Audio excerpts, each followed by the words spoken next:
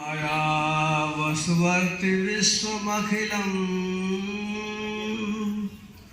ब्रह्मादिदेवासुरा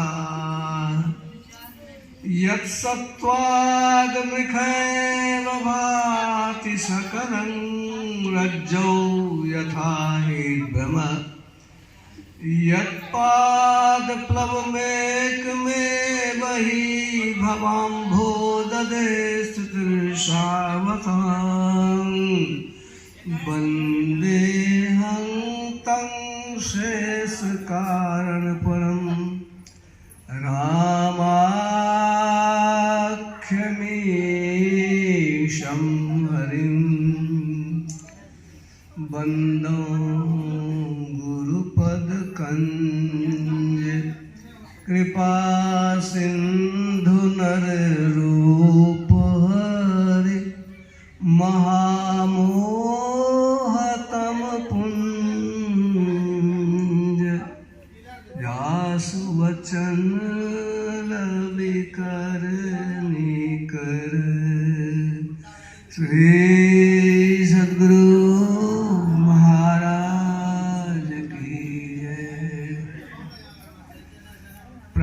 स्मरणीय अनंत श्री विभूषित परमाराध्य श्री सद्गुरु महाराज के त्रैलोक पावन पाद पद्मों में कोटिशः नमन। मंचस्थ मुद्मंगलमय शुद्धे महात्मागण धर्म प्रेमी सज्जन वृंद धर्मशीला देवियों, हम लोग वैदिक हिंदू समाज के लोग हैं। वैदिक कहते हैं जो वेद को मानता है। सबसे प्राचीन पुराना ग्रंथ वेद है और हम लोग उसकी वाणी को भी सुने। ओम सयोजत उरुगायस्य ज्योतिं वृथा क्रीडन्तं मिमितेन गावः परिणशं कृणुते तिग्मशृङ्गो दिवा हरिर्ददृशे नक्तमृज्रः। ये संस्कृत है और प्राचीन संस्कृत है।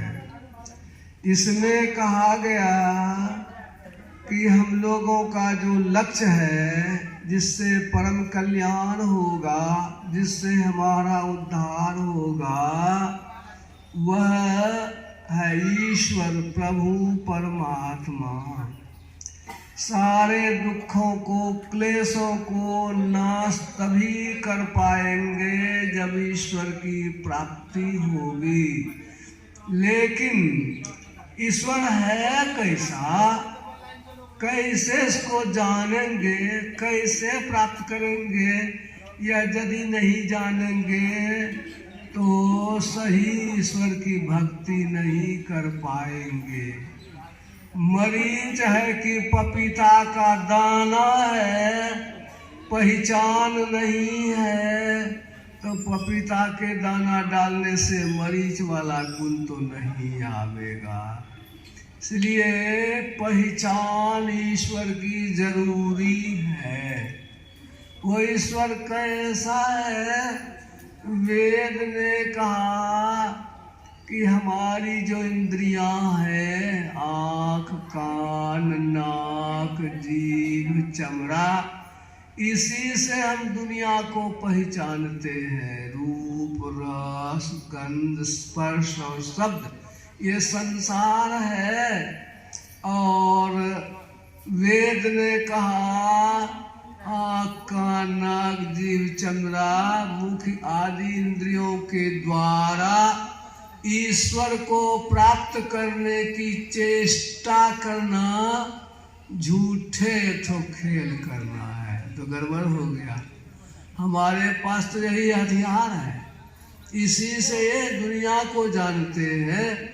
ईश्वर को इसे जान ही नहीं सकते हैं वेद ने ही सिर्फ नहीं कहा, गुरु महाराज ने भी कहा, अकथ उसको कहिए नहीं सकते, अनाम उसका नाम या नहीं है, अनाम है, रोगे नहीं है, वो प्रभु परमात्मा है, इंद्रियों के परे, गोगुण प्रकृति परे। नानक बाबा ने भी वही कहा, अलख अपार अगम अगोचरी। कबीर साहब ने भी, तुलसी साहब ने भी, सबने एक स्वर से यही कहा। और उपनिषद ने भी कहा कि यन मनसा नो मनते, जो मन से मनन नहीं किया जाता, बल्कि मन में भी मनन करने की शक्ति उसी की है। तो हम लोग जो पूजा करते हैं देश किसी स्थान में, किसी समय में, दुर्गा पूजा में, काली पूजा में, गुरु महाराज को मूर्ति कुर्सी पर रख करके यह स्थान, देश और समय, देश में स्थान और समय काल, देश कालावच्छिन्न, जो किसी स्थान में है, किसी समय में है, यह जो हम पूजा करते हैं यह ब्रह्म नहीं है।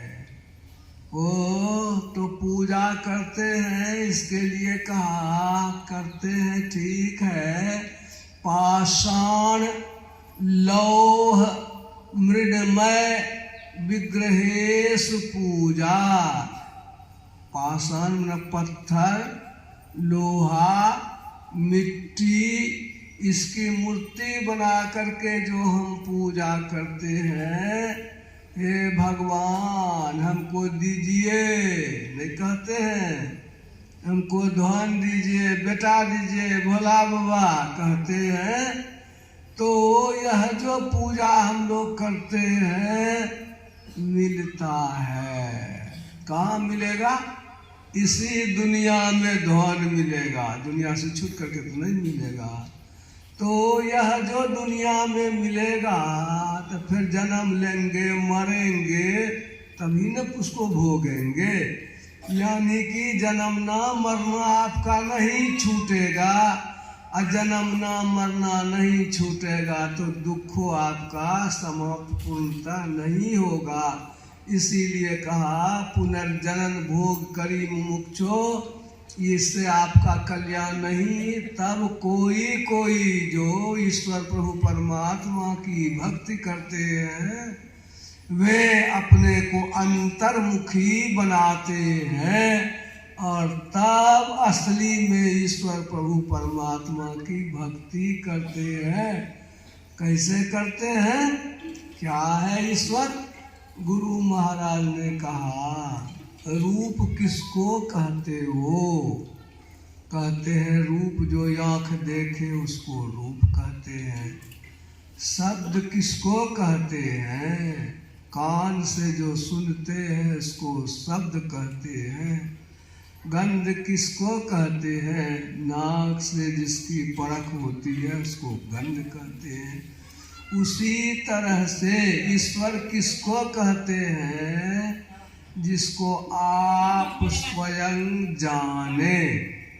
आप स्वयं जाने, हम जाने तो इंद्रियों के द्वारा नहीं, ये आवरण से घिरे हुए रहने के कारण जो देखते हैं वह हमारी इंद्रियां देखती है। इसलिए गुरु महाराज ने कहा, इंद्रिय विहीन चेतन, स्थूल सूक्ष्म कारण महाकारण शरीर विहीन चेतन, अंधकार प्रकाश शब्द के पर्दे से पार होकर के चेतन, अपने तई जो देखता है वही है ईश्वर प्रभु परमात्मा। कबीर साहब ने वही कहा कि जो कोई रूह आपनी देखा, सो साहब को पेखा, कहे कबीर स्वरूप हमारा साहब को दिल देखा।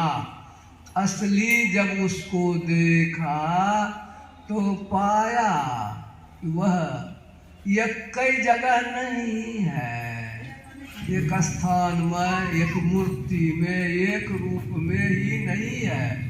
तब कैसा है? और शब्द मस्पर्श मरूप मव्ययं तथा रसं नित्य मगंध वच्चयत। अनाद्य अनंत, वो अनादि है, अनंत है, और शब्द है, स्पर्श रूप रस से रहित है, और घट घट में कण कण में वह व्यापक है।